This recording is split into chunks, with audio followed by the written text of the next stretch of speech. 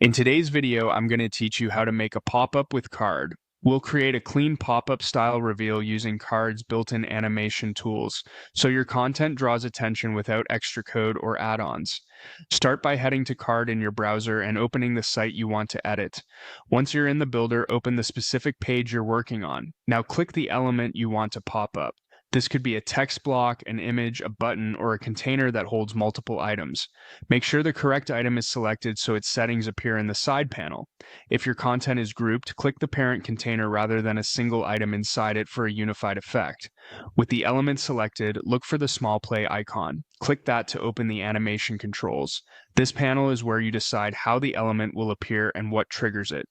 Choose the animation option to set up the entrance behavior. These settings control the motion and timing, so think about the feeling you want. Subtle and smooth for professional content, or a bit bolder if you need to grab attention fast.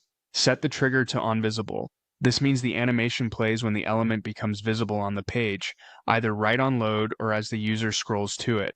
It's a simple way to make something feel like a pop-up without disrupting the browsing experience.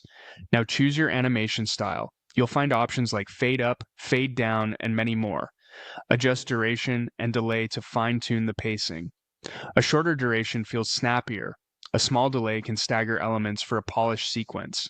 Keep it light. Too much motion can be distracting. When you're happy, click Done to save the animation.